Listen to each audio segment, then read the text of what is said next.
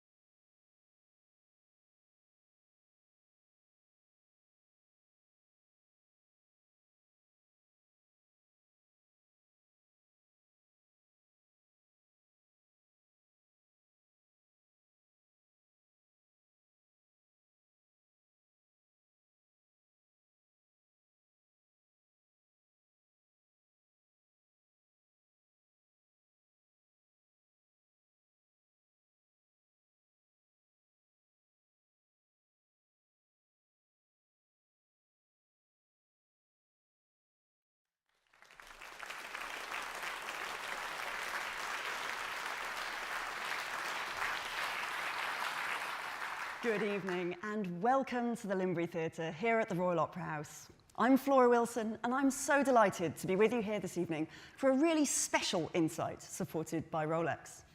The work of art we'll be talking about tonight is on a truly massive scale. It took decades to create, it's been years in the planning here at Covent Garden, and it's so large that it'll be another 4 years before we see the whole thing. But next week, Das Rheingold, in a new production, opens here on the main stage at Covent Garden as the first instalment of Wagner's epic Ring Cycle. Opera doesn't get much bigger than this. And in this case, size really does matter. The cycle's plot is vast and intricate, and it sprawls across decades, generations of gods and mortals. But it all starts here, with Das Rheingold, what Wagner called the preliminary evening for the cycle as a whole. And it gives us the catalyst for everything to come. It's the gold in its title, which is stolen from the River Rhine, and that sets off a chain of events with devastating consequences.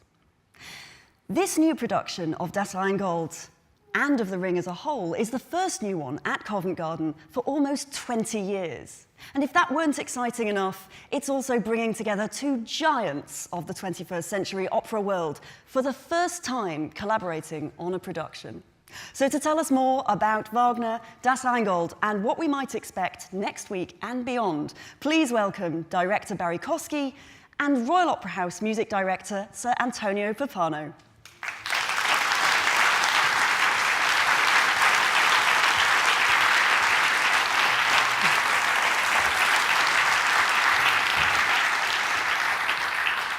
Tony, Barrie, thank you so much for taking the time. You were still discussing today's rehearsal before we started tonight. You must be utterly exhausted. Well, I don't know about him, but I'm excited and nervous and preoccupied with many things, mainly because Das Rheingold is very much a detailed piece. It's less a symphonic piece like Die Walküre is, and it's a real conversation piece. Mm-hmm. So depending on which characters are speaking, the orchestra has to reinvent itself each time. There's no real sweeping great big wave. It changes, it flits, but that's what I find very interesting about the piece. But of course, you find yourself late on in the rehearsal process, and you're still working on that detail and that detail. Oh, did I remember to tell them this? Did I remember? And it's very much a piece that relies on a certain degree of precision when it comes to the timing of things. Okay. Very much like a comedy would be. You know, you have to land the moments. It constantly landing the moments. And so the orchestra has to know where the moment is to hit and for what reason. You know. Okay, I'm going to pause you there. I feel like we could spend the next hour unpacking what you've just said. The great news is we can. First though, Barrie, where are you in this process? How are you feeling about the fact that this opens on Monday? That's quite soon now. How does it feel? Well, it always feels, I think as Tony said, there's a sort of mixture of exhilaration and nervousness and exhaustion, particularly after today. Poor Tony was rehearsing in what was essentially a sauna today, the theatre. And a 3-hour Rheingold orchestra rehearsal is very, very taxing. But, you know, a creation of music theatre is a very organic process. You know, it's something that evolves daily. You know, one of my favorite periods of the rehearsal is the period from when you go into my favorite period is the rehearsal room. I'm always very sad to leave the rehearsal room. And that's earlier on. Yeah, if there's just, I could be happy if all I did was direct opera in a rehearsal room with a piano and Tony by my side. No, I would be happy. Let people in 10 I don't. In a way, I don't need the costumes and the sets. And I mean, I just love being in a rehearsal room. And I'm being a bit coquettish, but it's but this period when you take the work and you build it daily, and you know, people who have not been in a rehearsal process or understand how a music theatre production evolves, big or small, doesn't have to be Wagner, it can be a small show, it can be anything, is that it is an incredibly fluctuating organic process, and you don't come into it going, this is going to be successful today and then we're going to do this tomorrow. You have a plan, of course, but what's extraordinary and wonderful, and part of, I think, of the alchemy of theatre, is that you watch this thing develop, and then something doesn't work, or something does work, or Tony wants to change with the position, or the lights are all going on and off. I mean, this is a messy process, and I always say when I'm teaching directing students in Berlin, I always say embrace the messiness of the process, because without the messiness, you don't get the end result. There has to be a messy process. Fantastic. I wonder, can we wind back before we go forwards into this process more? How did this start? Tony, I said it's been years in the planning here, but can you tell us a little bit more about where this joint ring cycle idea came from? Well, you wanted me to do it. Oh, is that true? Yeah, oh, yeah. I heard you say it. No, all my conductor colleagues work with Barrie Kosky, and I never did, so I can't believe so I you've got not jealous, worked together. and I said I want to work with Barrie Kosky. So something, anything, The Ring. Okay, it became. Of course, it's a bit strange because this is my last season as music director, and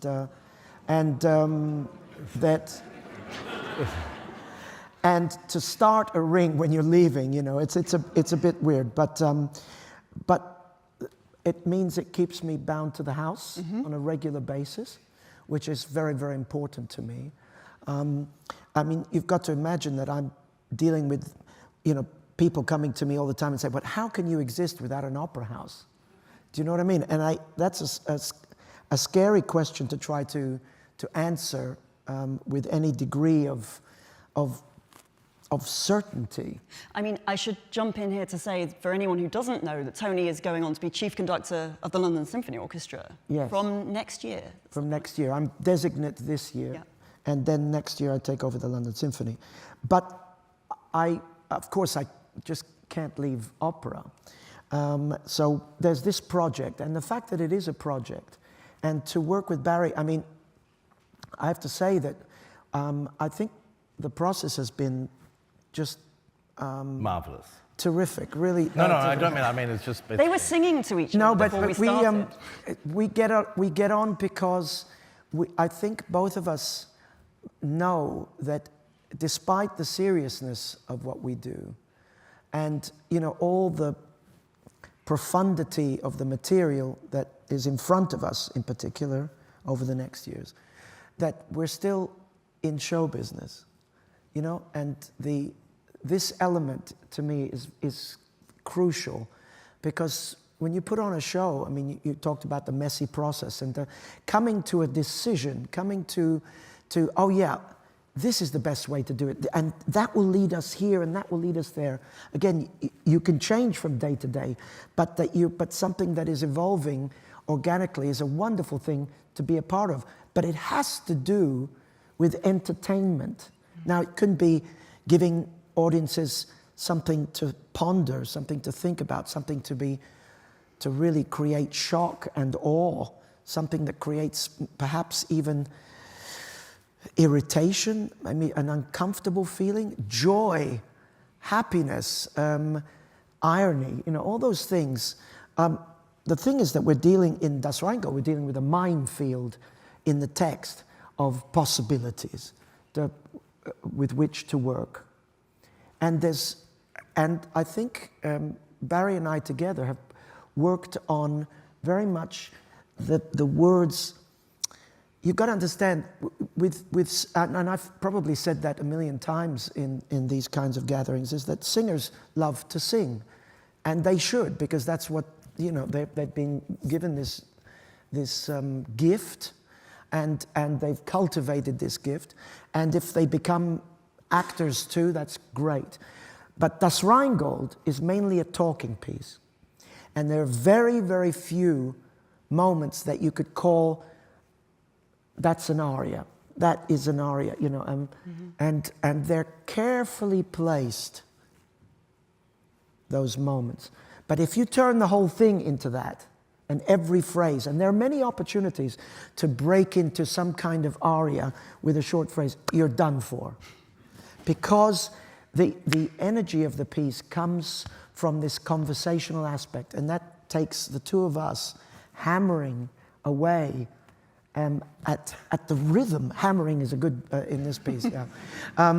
But that's what our work has mainly absolutely. been. And it's also it's hilarious because Tony and I sit in a rehearsal room and we say to a singer, "Don't sing so much in this moment," and what we mean by that is concentrate on the text, and which is by Wagner. Well, it's a knotty text, and in some ways it's brilliant, but Wagner,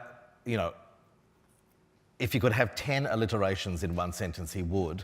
And you get sometimes the sense that he was, very pleased with himself if he came up with at least 5 alliterations in a row. And we say to the singers, celebrate that. But it's not just to do with just the meaning of the text. I think it's to also remind the singers constantly in Rheingold, as Tony has said, that it is a conversation piece. Even the Rhine maidens at the beginning, now they have their beautiful Rheingold hymn, The Ecstasy of the Rheingold, which is magnificent music, and they get to say to London, voce, voce, voce. But they're having conversations with each other, and they're having a conversation with Alberich. And what Wagner did in Rheingold is, in a way, the opposite of what he eventually developed in Walküre. A lot of Siegfried, not all of Siegfried, from Mime and Siegfried in Act 1 of Siegfried is like that, but certainly then sort of moved away from in Götterdämmerung, which becomes something completely different. Do you remember, Barrie, what you first were attracted to in the Ring Cycle? Do you remember when you first encountered it? I was attracted to it. I first heard Rheingold when I was in school. I was taken to a performance when I was at school. I was 15, and it was a concert performance with Rita Hunter and Alberto Remedios singing Tristan and Isolde, which was fantastic, when I was 15 in Melbourne in the concert hall. That's the first time I was confronted with Wagner. And then after that, at school in the music department, they had a huge record collection at the school I was in Melbourne, which was a very big music school. It was a fantastic school for music. And in this record collection, all the music students could go and borrow the records and whatever. And then there was a recording of Rheingold, and I thought I'll have a listen to that. And by that stage, I was going to opera a lot, so opera wasn't new for me. But my diet had been, through my grandmother, of Italian opera, Puccini, Verdi, a bit of French opera, and then to suddenly be confronted with Rheingold was just sort of blew my sort of world apart, because this wasn't Italian opera. And it wasn't French opera of the 19th century, and it wasn't even Handel. I had a lot of Handel. So it was suddenly, wow, what is this? And I really became, as any 15, 16-year-old who likes the dark side, Greed, Alberich, Mime, Nibelheim, And I really became quite obsessed with Rheingold. And then at that stage, I'd heard a bit of Valkyrie, and it didn't interest me at all. I kept on going back to Rheingold. Okay. And I think it was the immediacy of the story, which is so brilliantly conceived by Wagner.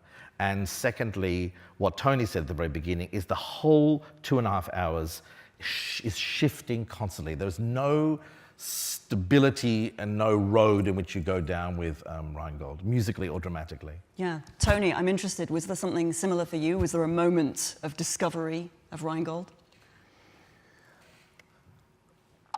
I played rehearsals of Rheingold in Frankfurt many years ago. This was with a production with Michael Gielen conducting and Ruth Berghaus, the East German director, and she was quite something. You know, she was a piece of work and tough as nails, and it was a very, very conceptual production, but incredibly. Every detail was taken care of, you know, and the text and the conductor working together with the director. But then I went on to play the whole. I played the whole ring in Frankfurt, and I played the whole ring in Bayreuth for Daniel Barenboim for the Kupfer Ring, which started in 1988. So I got to know these pieces as much through the stage directors as through the conductors. But also in that sound, that sound that Bayreuth has. Yes, particularly not so easy to make Rheingold come across, because the pieces that have a lot of short notes, it's difficult in that arena, in that pit.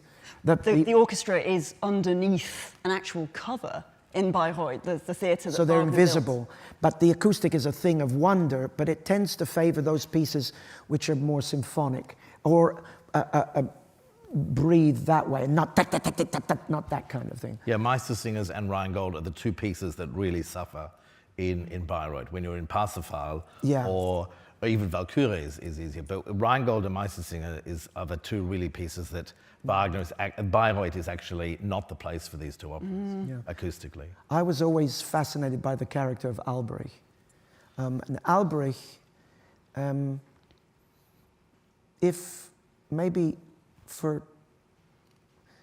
you feel a little bit sorry for him, I mean, he turns. Can you introduce him quickly for our audience? Why don't you introduce him, Albert? It was like... I'm not going to demonstrate Alberich. I'm not going to do a contemporary dance reflection of Alberich. But Alberich is one of the most fascinating characters, I think, in all of opera. Essentially, Alberich is a dwarf who lives in Nibelheim, which is underneath the earth. This takes in a lot of Nordic and German mythology, that underneath the mountains, underneath the earth, are a race of people who are mining and extracting. But in the case of Wagner's Nibelheim, which we hear in the text, and this is very fascinating, is that Alberich and his brother Mima are essentially artisans. They are making jewelry, little trinkets. Their life consists of, making little bracelets and little pieces of earrings and jewelry, and beautifully made. And they're happy. And off they go. That's where Tolkien got the whole of the Hobbit world. Of course. Yeah. He just took that lock, stock and barrel. Frodo and I can't remember all their names, Nemo and whatever. Nemo. Well, I don't know. I hate the Lord of the Rings. So he took that. So that's it. And Alberich has decided one day to come up from the underworld, or his place, because he's heard this singing. He's heard these sirens singing. And here's where you get, the piece is so overlaid with so many different sorts of mythology and history. The idea of sirens is in virtually every culture. And he's hearing these, and he comes up and he says, they're the most beautiful things I've ever seen. And you know, he tries to capture these girls. He tries to say, you know, can you talk to me, let me talk to you. And they abuse him, of course. They humiliate him. And these are our Rhine maidens. These are the Rhine maidens. And he becomes more and more exasperated. Already then you have some sympathy for him because you go, oh, he's a nebbish, you know, he's like, he's never going to get them. And we're playing with Chris Purvis, who's doing Alberich, that he's never touched a woman before. So when they touch him or when they do anything like that, this is a whole new world. And he's having fun at the beginning, in our production anyway. But it sours because he gets very humiliated. Then the Rhine maidens, to give you, do a very stupid thing. They tell him what they're guarding.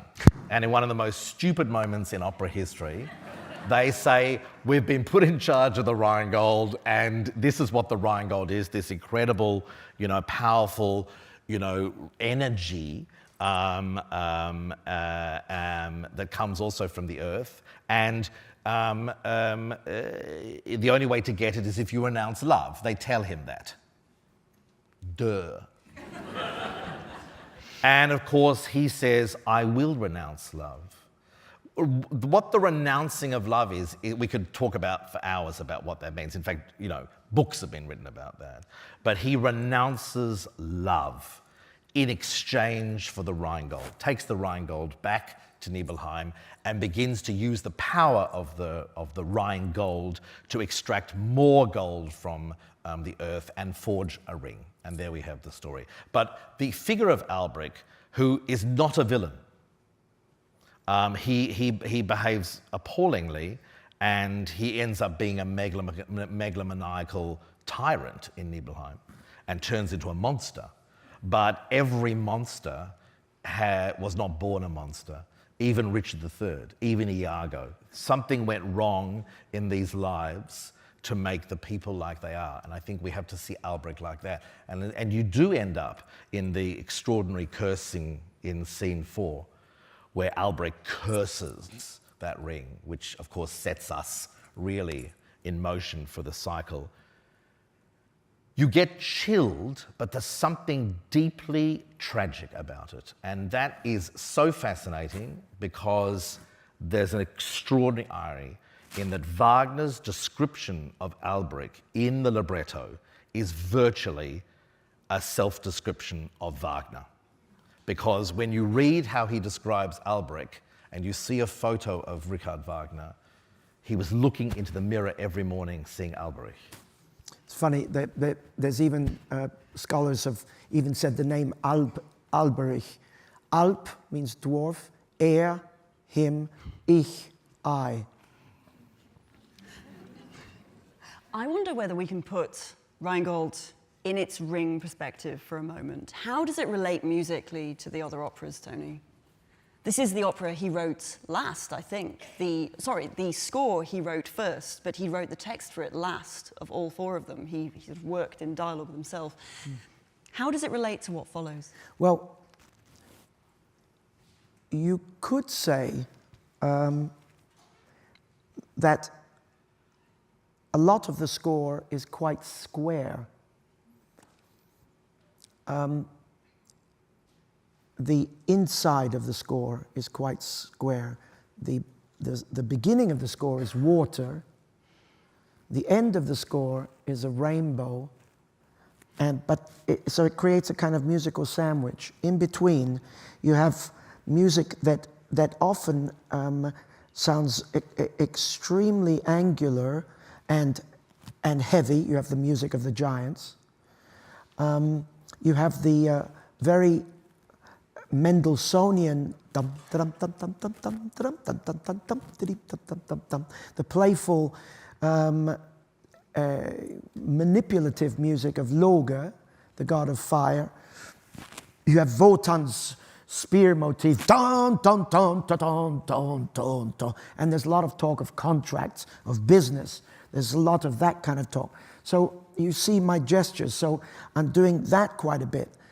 But at the beginning, you know, there's the water, and then all of a sudden, when Freya, the goddess of youth, the goddess that keeps them all alive, her music is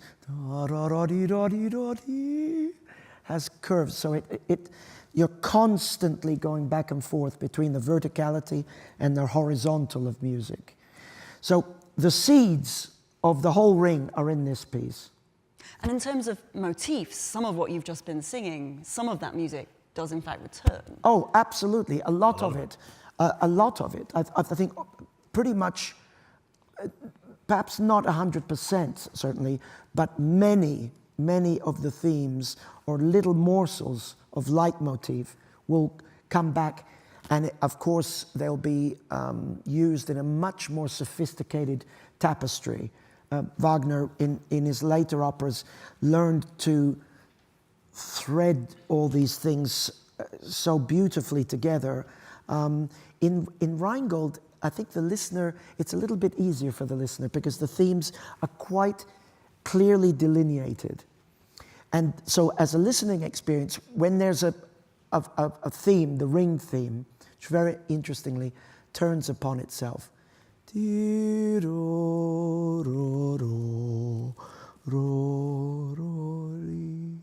which then becomes the Valhalla theme,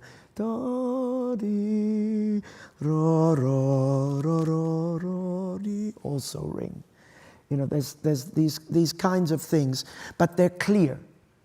And I think that's fantastic as a prelude to an enormous undertaking for the spectator as well as for the performers. It's important that you're getting the information without it being in some form of complicated tapestry, which it is later. I wonder, Barrie, are you thinking in some kind of equivalent way with how your staging is going to work, that this opera is putting in motion motifs of some kind that will return, that there are patterns?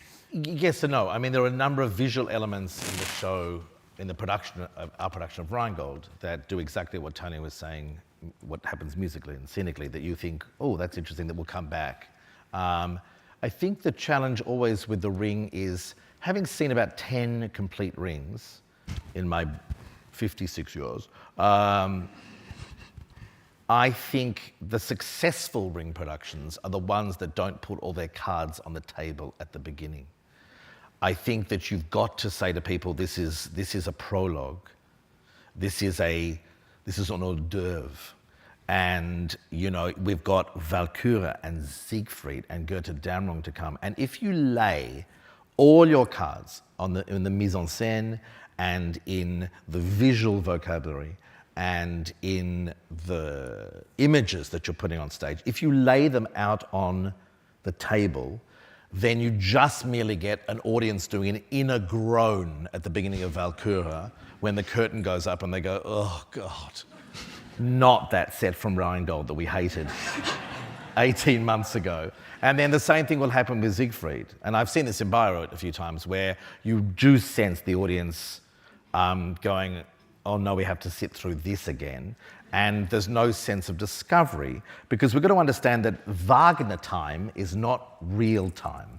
That means that we are dealing with mythic time, but he complicates it because he presents us with very vital, vibrant, three-dimensional characters. But they are acting out in mythical time. So if you try and work out a very logical time frame through the four, you're going to end up in complete a tangle because logic and rationality to do with time frame is irrelevant in mythology. It's irrelevant. That means that you embrace the contradictions constantly.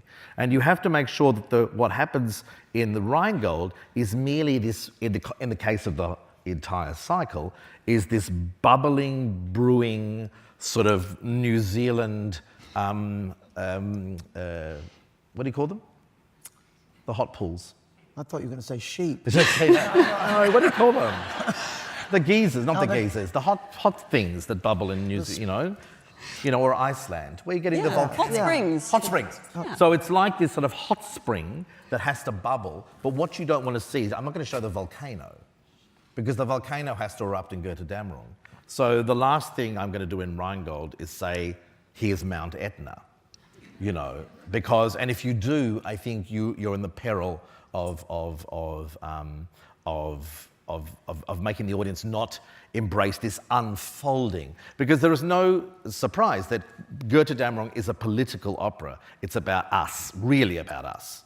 The world's really gone wrong in Götterdämmerung. And the gods are not there anymore, most of them. They're watching from Valhalla. So the humans have been left on their own, us.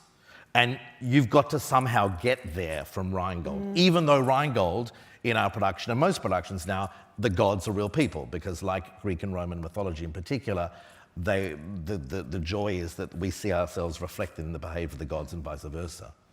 Tony, I've forgotten what your question was, Flora. Oh, don't worry about it. You answered it.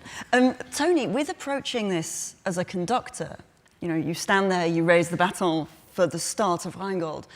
Obviously, next week, it's going to be a standalone opera. When it's the beginning of the full cycle, how does that affect how you actually approach the score, how you approach the musical temporality of that piece? Does it make a difference? Well, I've been most fortunate to conduct the Ring sort of every 5 years. And that gives me the breathing space to contemplate and to digest my response each time. And this Rheingold is considerably different from the way I did it before.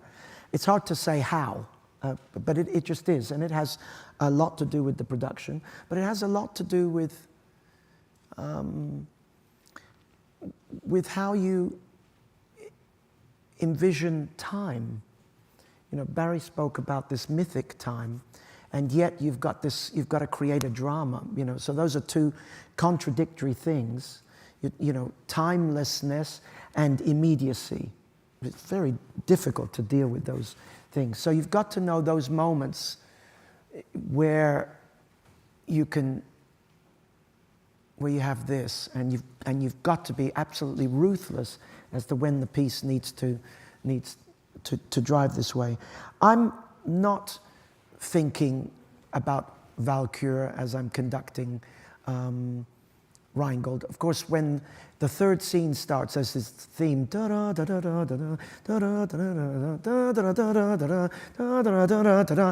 which becomes very, very important, especially in Act 2 of Die Valkyrie. It's the only moment that I think about that, really.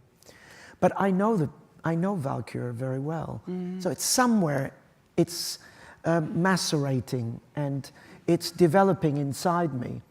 I have to tell you that the 2-year or almost 2-year hiatus that was forced upon us by COVID, I think for all artists, and for some it was a tragic thing and created, well, it destroyed some careers. But for somebody like me who was, you know, kind of like this motor, and for the motor to stop and you know, and your body becomes something different, and I think your mind does too. It was I think a great opportunity. I probably grew more in those 2 years without sometimes doing anything, but giving myself the chance to breathe, you know? I mean, it was forced upon me, but I think that affected the way I learn and the way I approach things now. Yeah. Barrie, you are here as a repeat offender. You haven't only seen a lot of Ring cycles, you've actually directed it once before. How has your relationship with it changed in that time? Enormously. I was having lunch with my very dear friend and colleague Richard Jones, who's also a colleague and friend of Tony's, and Richard also. I think Richard's up to his 4th go at it. I think. Well, I think he started one in Scottish opera and then did the whole cycle here, and is hopefully going to finish his cycle in E&O, because we love the idea of both having our Ring cycles in London at the same time. No, we loved it. We loved that idea. We even thought that they should do it on the same night, so that people could do one act here, Yeah. the second act of the Collie, and then come back here. But it's Well, I mean, I did it in Hanover, a city in the middle of Germany. Anyone who's been to Hanover will know that it's not famous for its beauty, and it's very historically very important city. And there was a great ensemble. I'd done From the House of the Dead there, Janacek and Peter Grimes with the ensemble there. This was 15 years ago, and it was a wonderful experience, and we had a great time. And then they asked me to do The Ring, and I was a little bit, yeah. And I'd done Flying Dutchman, I'd done Tristan and Isolde, I'd done Lohengrin, and I said, look, no, it's not a priority. But the intendant was very persuasive, and I said yes. And it was at a time, it was just before I started, a few years before I started as intendant at the Komische Oper. And I was not having a good time living in Germany, and I didn't like the train trip from Berlin to Hanover, and I got depressed every time I walked out of the Hauptbahnhof. And I really struggled with finding a way into the piece. And then what I did was I got so angry with Wagner and was really got obsessively angry with him. There is quite a lot to be angry about. Yeah, to be fair. and this is more to do with his biographical features, but Wagner, more than any other composer, writes himself into his pieces. But I always said, and I've said this for the last 20 years, that when you do most composers, when you do every other composer except Wagner, the composer disappears through the crotchets and quavers and syllables of the text and the music. So when you're doing Figaro, or when you're doing Tosca, or when you're doing Boris Godunov, Mussorgsky and Puccini and Mozart are abstract. They're there through the notes and the text and the syllables. Wagner is different because he was writing not only himself into the operas, he was in fact trying to rewrite German history, or his version of German history. And because the operas then went through an extraordinary misuse in the 20th century, one could say they are themes that are inherent in the operas that are not misuses, but they are just actually drawing stuff from the operas, and became very controversial. It's a lot of baggage. And you're a little Aussie Jew boy in Germany, and you're going to Hanover, and you've decided to put on stage Alberich as a parody Orthodox Jew with pious and hooked nose, and he was even in blackface in my production as Al Jolson, and this blackface was smeared off over the Rheingold. And Mima was and the whole of Siegfried first act was done as a sort of Jewish vaudeville. And I got myself into knots with it. This bit I liked that bit. But I started to realize that I'm actually taking revenge against my problems with Wagner on the production itself. And in the end, got in such conceptual knots that I loathed it. And So what changed? How are we here today? Well, You're directing it's the him, really. God damn it. No. What happened was that it actually wasn't Tony. I had a moment of epiphany in Bayreuth in 2017 when I directed Meistersingers.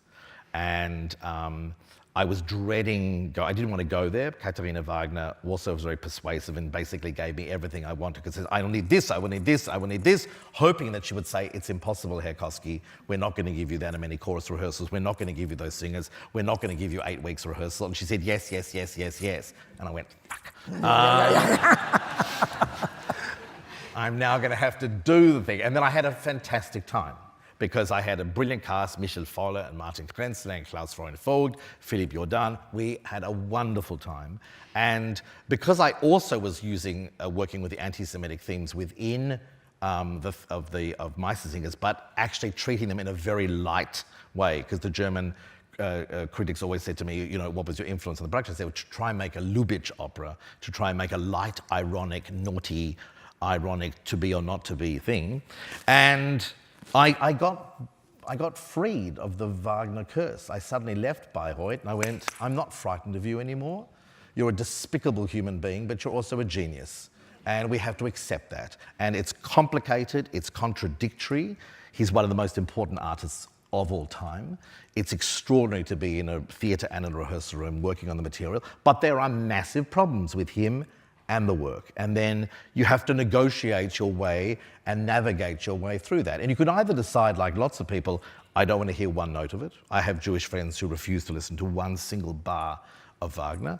But there are lots of Jewish artists you know, like Daniel Barenboim, who is very, very, very vehement about this, and you have to negotiate your own way through it. But just because he behaved despicably, and just because there are problems with it, does not mean that he's not a genius, and does not mean that we shouldn't do it, because we have to brace the complexities. And it would be a nonsense to say in 2023, because he said this and did this, we're not going to hear it, we're not going to do it. This is nonsense. Art doesn't work like that.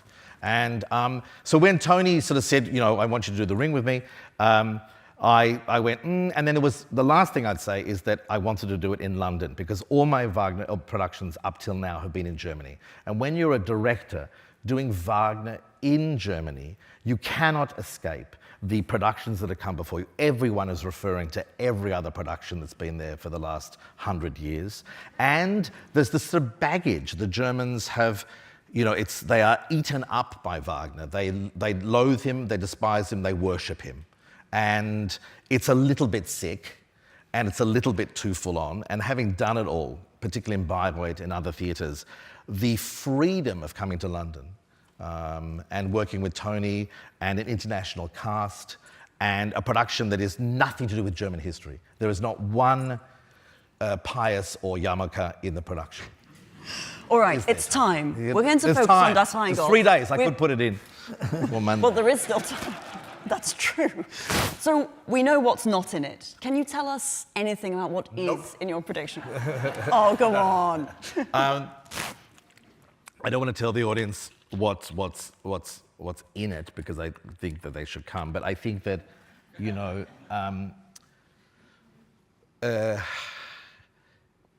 you can't do everything in a ring cycle. You have to decide what's important. So for me, this time around, it's very important that it's a family drama in the sense of like a Greek, like Aeschylus and Euripides, which Wagner was very influenced by, particularly Aeschylus and particularly Agamemnon. And people talk about the Nordic mythological influences in the ring cycle, but it's actually, I just see Aeschylus and Euripides right through the ring. And it was Greek tragedy that Yes. Wagner and he held up. No, that was his other. But But Agamemnon was his favourite play. A few days before he died, he even said to Cosima, excuse me, it's the most perfect work of art ever written, Agamemnon. And you can see that. So this, and why do I like that? And why? Because in the distillation of the family drama, the Greek playwrights created mythic and psychological, because they took us, humanity, and went down into this amazing distillation of mother, wife, brother, sister, and then we see ourselves reflected back in that. That to me is very important in the piece. The second thing that's very important, I think, is to combine myth and reality, so that you allow the audience large moments of poetry and mythology and abstraction, because it doesn't work for me to portray the thing like some of my colleagues. It's a Netflix drama. It's 16 hours of Netflix. You know, it's got, and it doesn't work. The music doesn't work. The drama doesn't work. The symbols don't work. You know, it doesn't work. So that's very interesting to flick between that, as the audience will see. We flick between very real and very mythic. And the beginning point of production, which I can tell you, is that we decided what viewpoint is the entire cycle. And I decided to expand an idea that I had used in Hanover. It's the only idea I took from Hanover. And that is what the audiences see are, in fact, there's an actress playing Erda.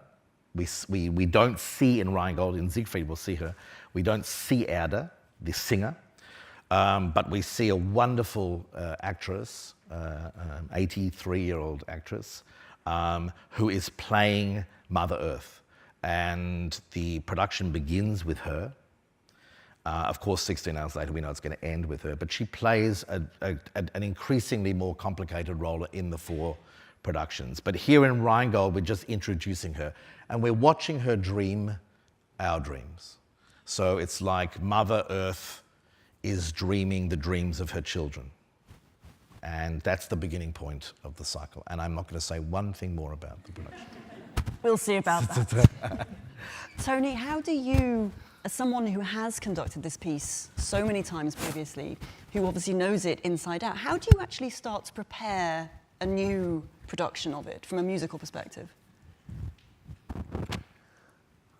I read the words over and over and over and over again, because though I speak German quite well, when you're conducting, you know, the text is going so quickly, and to be absolutely on top of every single word is, you know, it's really, really tough on the memory, especially because Wagner is writing in a language that is part archaic, part sort of concerto of alliteration, part showing off, part just straight German. It's really quite tough to decipher sometimes. But I think at the end of the day, you, despite these complications or the artifice which Wagner uses, the delivery must somehow always be natural. And to achieve that, but each character's natural is different from every other character's natural. Every character has their own tempo. Every character has their own color. Every character has their own motivation. And all that sparks a response from yours truly, or should. Is that me? I think we're fine. I think that's me. No? Sound? None of this happened when you were talking. Yeah. It only. No, I think my mic has gone off. No, here it is. Here it is. So I'm just open to. I try again to just remind myself of the words, and find the rhythm. Where are we going with each sentence? How? And we find that the text there has to be a key word in every sentence that has to be lifted. That, even if the audience is looking up at the surtitles, but if they hear a singer lifting a certain word, and that is key in the delivery of this, because there's nothing worse in Wagner, and particularly in this conversation piece, Das Rheingold, than a drone of text or a drone of beauty, just, you know, endless Wagnerian lushness. It outstays its welcome relatively quickly. I wonder, we talk so much. Mia's gone off. Lovely, thank you very much. I hope I'm back. We talk so much about the connection between sound and notes in Italian opera, for instance. The whole premise of bel canto is that marriage of sounds on particular vowels. Is there something equivalent going on in Wagner for you, Tony? Certain moments, absolutely. And there are certain moments which are not marked in the score where you take time because it's a cadence, and the singer, as the same as he would in Rigoletto, the baritone must finish the tam, tam, ta-tam, really, you know, finish the section. These are conventions in opera that have to do with they're structural, they're cadential, the end of sections, but there also is a vocal moment where the orchestra just plays a chord, boom, and he holds the note. Boom, and he holds the note, and the sound goes. But it's just to give a level of vocal satisfaction too. Now, the role of Erda is very interesting, because when Mother Earth does sing, she sings extremely slowly, more slowly than anybody else has sung up until that point. And the way she makes you listen, or should make you listen, should automatically make your ears shift. And as a conductor, I have to not be afraid to give the space and to create this timelessness that you mentioned before, and I was talking about. There are moments where things stop. But that vocal writing is bel canto. There's no question about it. These pieces, I mean, I think when one thinks of Lohengrin and one thinks of even Tristan as pieces that sound really terrific in Italian, by the way. I'll never forget, Kurt Masur, the conductor, said to me, one of the greatest experiences of my life was, he said, I had the opportunity in Trieste to conduct Tristan and Isolde in Italian. And he said, it just sounded glorious, you know. And Wagner wanted that too. Yes, yes, absolutely. But in those pieces, you see, there are whole stretches of that kind of musical ecstasy, which you expect, and you don't often get them because it requires a certain vocal ability that not all Wagner singers have, unfortunately. Now, in Rheingold, those are not our preoccupations. Mm-hmm. Fascinating to get a sense of what the musical challenges of this might be. To stage it, I know that Wagner, in the original first ever staging of Rheingold, he really struggled with that opening scene, which is, it's underwater, which, you know, that's quite challenging in the late 19th century to represent that realistically. I think he ended up having his Rhine maidens on kind of wheeled carts so that they could be seen above waves. Are there particular things you've been grappling with as particular challenges of this, Barrie? Well, you grapple with the whole thing. In fact, the process is quite, at the beginning with the team, it's very, very practical. I write a list of all the things we have to solve. And that's the only way to do a Wagner production. You have to have a sort of list in front of you. What is the Rheingold? How are we going to do this? How are we going to do that? How are we going to do that? How are we going to do that? What's happening? Right through the 4 operas. Because if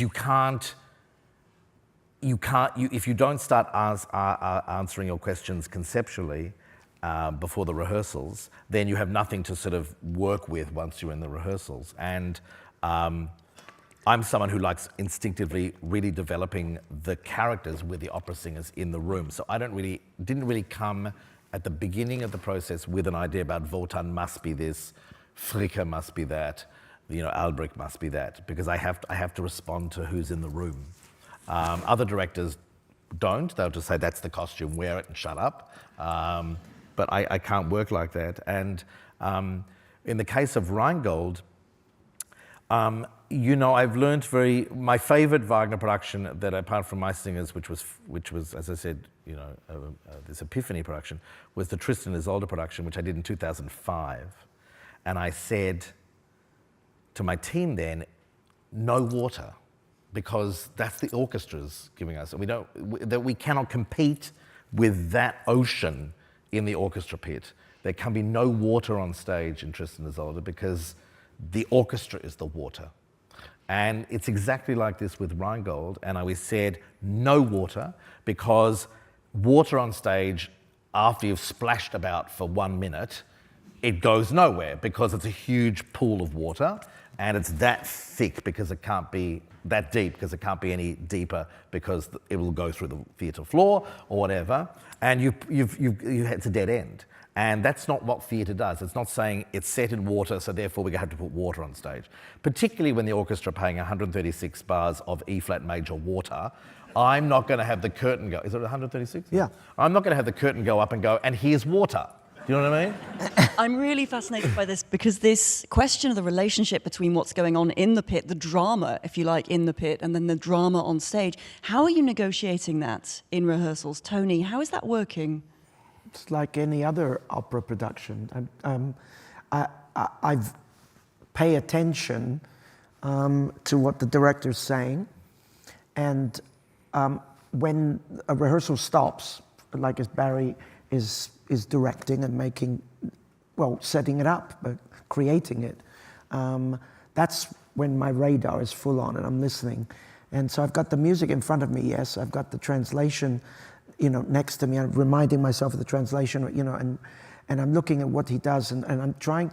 Then it's my job to try to use the music to carry not only what it says on the page, but carry his production, to reinforce that. And if there's something that needs to be thought about, I'll say, you know, but then it's my job to translate the music in so that it marries with an idea of physicality. But Barrie is very, participates greatly in actually the declamation of the words. So we together, you know, if he's not understanding that the detail, or you see, detail, it's not that you want everybody for that, because, you know, most of the audience doesn't speak German, they're looking up there, you know, but it's the intensity of utterance, it's the energy that comes behind that, that sells the idea, that sells the theater of the moment. Because the tendency, you know, yesterday in one of the rehearsals, I said to a singer, wonderful singer she is, and I could tell that when she heard a long chord, a string chord, warm chord, all of a sudden she kind of melted into it, you know. And I said, no, for God's sake, please don't ever do that. Don't melt into the orchestra, not in this piece. Stay above it. Do your lines. Do it, you know, speak. Keep speaking. Don't fall into the trap of the warmth behind it is kind of her, what's way back, but in her mind, but at the front, she's got to be full of energy and on top of the orchestra.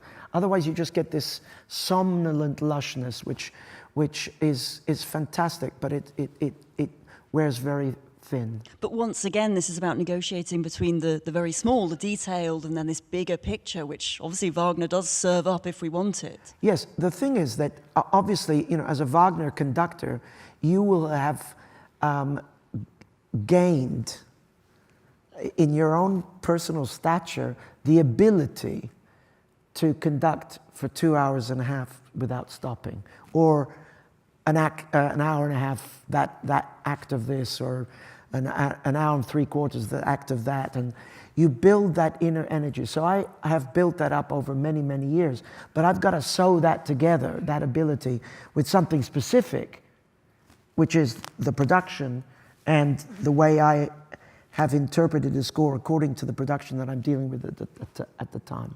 An odd question for you quickly, then I'm going to go to Barrie. How does it actually feel to stand just ahead of the start of the performance of Rheingold, which goes straight through, begins with that astonishing water music, as Barrie puts it? How does that feel? Most of us will never do it, alas. Thank goodness. You know, it's weird because you're quite nervous at the beginning because you want to create all this atmosphere, this very this frightening place conjured up by this open fifth, these two notes, you know, and you don't know what's coming, and this gurgling starts, the beginning of life, this primordial becoming. And then you get a lot of adrenaline going, and the scene starts, and because the scene is so alive and it's like a scherzo, your heartbeat becomes quite fast. Wagner writes a transition into the second scene that slows your heart down, hopefully, and then you're ready for the second scene, which starts with this magnificent Valhalla, rich, gorgeous brass harps, you know, the royalty, you know, regal power, privilege. And then, but that's the trap. The beginning of scene 2 is where you say, oh, great, you know, and then it starts, and then, but from there, then things start to go wrong with the characters. First of all, there's a domestic dispute. Then there's talk of the contract that Wotan has made with the giants for the building of Valhalla. Then the giants arrive, and they want to be paid. And then you get all this trickery. Then Loge enters, and then and you see what starts to happen even when I talk about it. And you have to be ready for that, to be thrown here, there, and everywhere, and be ready for every change and every. And so it's a funny process. By the time you get to scene 3, You've survived scene 2, which is the most difficult. Scene 3 then is really, there's a feeling of opera now. We're really in dun, dun, dun, dun, dun, dun, dun, dun, dun, dun. And there you feel a certain solidity of the ground underneath. And then you go back to the 4th scene, which is back with the gods, and then you start to feel this stuff again. Yeah. You know, and it's so physically and mentally and musically, it's a roller coaster ride. It absolutely sounds like it. So for any aspiring Wagner conductors out there, that's the tip. Scene 2, beware.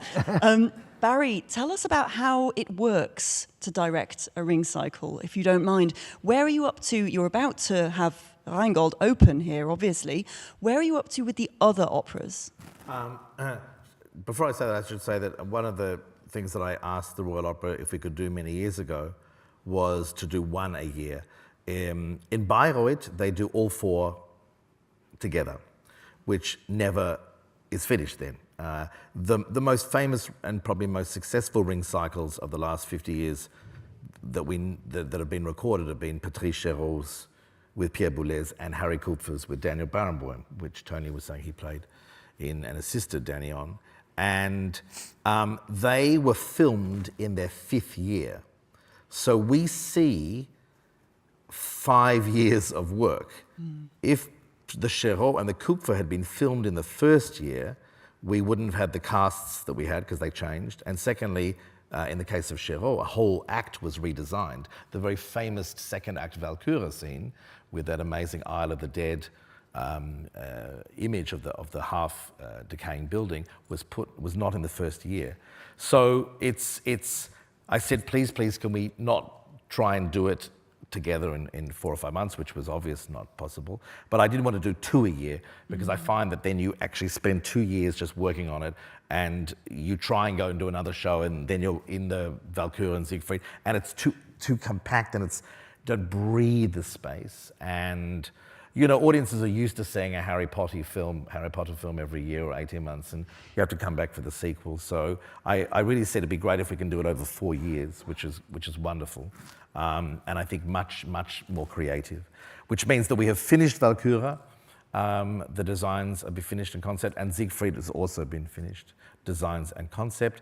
And now I'm working with my team on Götterdämmerung, which I left while we work on Rheingold, because I knew I actually couldn't answer many of the Götterdämmerung problems unless I just smelt the world I was in and what may be going on. So that's where we are. So Götterdämmerung will be finished in the next few months. But I should just say also, I don't design and conceive finished product. I conceive of a sort of spaces, and in these spaces, shit will eventually happen.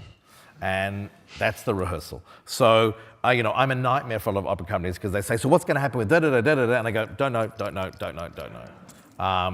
But I like that excitement of feeding on the floor. And that presumably means you have effectively a huge number of collaborators, some of whom aren't officially listed as such. No, there's a vast machine at work here, just like Tony has assistants and music staff and German coaches and everything that goes with the music staff. The production and directing and design staff is also huge. And one of the reasons why I come back to work in this opera house, because bar none, and I've worked in opera for 35 years now, and I direct all over the world, there is no technical department or stage managed department like the Royal Opera House, Covent Garden. It is without doubt the best technical and stage management in the world. And I think Tony also would agree, not just because he's the music director here, but it is a level and a quality that German opera houses can only dream of. I'd just like to give a big, shout out for them here. And so it's a joy to come here, and work. It's a joy to come here and conceive it and plan it. And, they have an active role. I always think it's very important that everyone involved in an opera production, let alone the Ring, feels that their voice is heard and they have an active role. Even if I say, look, I don't like that finished product, or the Talhelm doesn't look good yet, but, the people making the Talhelm want the Talhelm to look good. So, this level of personal investment is for me, so important in theatre because, you know, we live in a world where people think that they can just do everything from a click of a button or order it or get it or have it here, finished, ready, because I want it now. And theatre and music making are the opposite processes of that. And this is what makes it so sacred and important. Do you think it answers some of what means the ring cycle still has such appeal today? That it is the opposite of that. You have to commit all this time. Of course it is. And I think that Wagner is relevant in any time period that you do it. You know, Wagner was relevant for his time because he mirrored a lot of 19th century social, anthropological, cultural, and historical ideas in 19th century Germany and Europe. The 20th century came, this is all pre-Freud. The moment Freud hit us in 1901 with Interpretation of the Dreams, Wagner, and then came Jung, so then it opened up a whole different series of things. And along came the Nazis, and they then took what they wanted from it. So we all take what we want from Wagner, and it's a never-ending, it's like Shakespeare, it's a never-ending sort of delicious pudding that constantly is giving. There's an Australian book called The Magic Pudding. I don't know if you have it in England. Do you have it in Magic Pudding? And the Magic Pudding is this fantastic little creature who's a pudding with legs, and they eat it, and it keeps sort of growing back. It's a never-ending pudding. And that's a little like the ring cycle. What an amazing analogy. It's the first time those two things have been brought together. Incredible, absolutely incredible. Thanks, Barry. Tony, it seems only right to return to the fact that this is your last season as music director here at the Royal Opera House. This is also your second ring cycle production that you've conducted here. It must feel like a real rite of passage, I assume. What a way to go. Well, it's a fantastic gift, this, the chance to work with Barry and the chance to do something so important, because it will, by its very nature, I'll have to call upon everything that I have learned here, everything I've been sort of fighting for, everything I've tried to develop in my own self and in the house in general, and all those things I can call upon in my work on something like this, which requires a vast amount of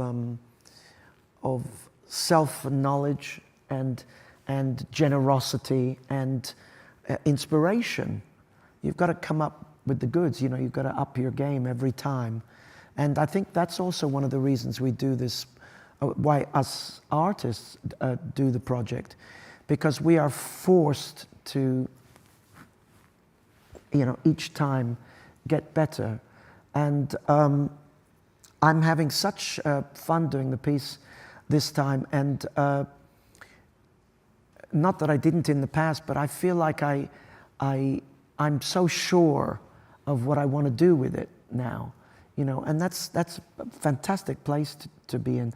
Very few people get that chance. You know, when you think of the great conductors of the past, you know, the Furtwänglers, the Karajan's, and all those people, the Bruno Walters, and all, and Toscaninis, all that, they had myriad opportunities to conduct these pieces. You know, early on in their career, and you know, Gustav Mahler, of course, and always coming back to these. You know, and you know, it's a little bit of a condition of our time now. You know, move on to the next thing. I want to do something new. You know, I did that when I first came here to this house. I did a lot of new productions of a lot of pieces that were new to me, and were actually some of which were new to the house actually. And I focused on a lot of new productions. Since then, I've gone on to do quite a lot of revivals, and especially of the Italian repertoire. So I've had that phase too, which I continue to try to deliver. But one constant has been the Ring, and I keep coming back to it because I want to get it good, you know. I want to get it so that I'm satisfied with what I'm doing with it, and that I can feel that I have a real knowledge of it, not just that I'm able to conduct it, but that I feel like I know it's in my bones, but that only comes through repetition. It comes through different productions, different inputs, different inspiration, different casts, different singers, and different time. So the house, I think, is ready for a new ring. It's time, you know, and I'm really very, very excited. It really is time. Tony and Barrie, thank you so much. It's been an enormous pleasure to speak to you tonight. Such a pleasure, I blew my own microphone in my excitement. So thank you for joining us. I'm afraid that is the end of tonight's Insight, but you can, of course, come to see Barrie Kosky's new production of Das Rheingold, conducted by Antonio Pappano from the 11th of September, and you can also catch it live in cinemas on the 20th of September. In the meantime, thank you to everyone here at the Limbury Theatre for joining us in the theatre tonight. Thank you to everyone who's been watching from home all over the world. It's been a real pleasure to have you with us for this Insight, supported by Rolex. Good night. Thank you.